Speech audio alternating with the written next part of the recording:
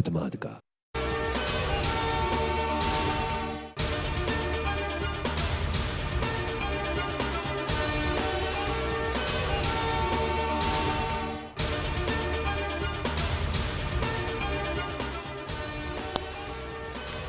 तेईस मार्च को पूरी कौम महंगाई के खिलाफ इस्लामाबाद की जानिब मार्च करेगी। तमाम अपोजिशन जमातें शिरकत करेंगी। मौलाना फजलुर रहमान कहते हैं महंगाई की वजह से खुदकुशियां हो रही हैं। बल्दियाती इलेक्शन ने साबित कर दिया अवाम मौजूदा हुकूमत को मजीद बर्दाश्त करने के लिए तैयार नहीं। आइंदा भी PTI को बदतरीन शिकस्त होगी।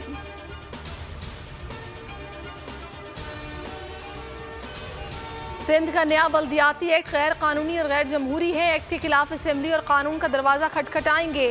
तहरीक इंसाफ का ऐलान। असद उमर कहते हैं बल्दियाती बिल के खिलाफ पिटीशन तैयार कर रहे हैं। तरमीम से रहे सही अख्तियारात भी खत्म किए जा रहे हैं। ओमिक्रॉन की नई लहर आ रही है। अवाम से गुजारिश है एहतियात अपनाएं।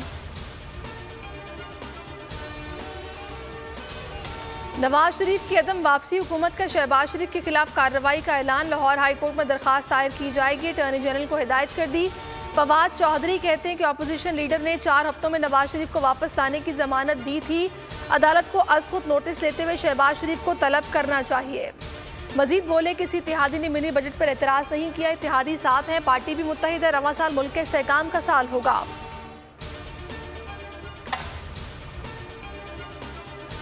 हुकूमत नवाज शरीफ फोबिया में मुब्तला है। ये ख्वाब में नवाज शरीफ को देखकर हड़बड़ाकर उठ बैठते हैं। ऐसे इकबाल की तनकीद। बोले हुकूमत को अवाम की फिक्र नहीं, फिक्र है कहीं नवाज शरीफ ना आ जाए। आगे आ गए तो क्या होगा। मरियम औरंगजेब कहती है हुकूमत का सुबह शाम बस एक ही राग, शहबाज शहबाज शहबाज।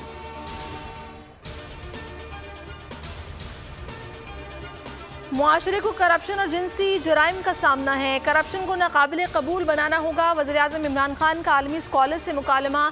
बदउनवान क़यादत करप्शन को नाकाबिल कबूल बनाती है। जिनसी जराइम में तेज़ी से इजाफा हुआ है। ज़्यादती के वाक़यात के खिलाफ लड़ना होगा। मोबाइल फ़ोन की वजह से मसाइल का सामना है।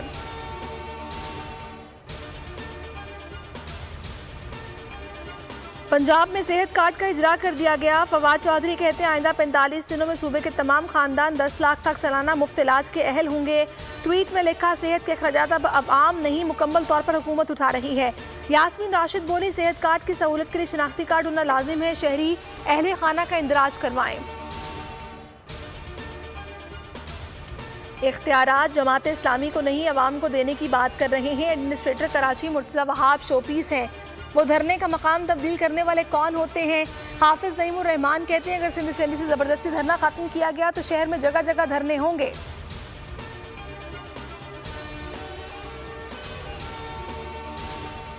बिलाल यासीन पर हमला। पिस्तौल देसी साख्ता नहीं था। तहकीकाती टीम्स का कहना है कि फायरिंग तुर्किश 9mm से की गई। क्राइम सीन से 60 प्राइवेट फुटेजेस हासिल कर ली गई। तीनों डीलर से तफ्तीश जारी है।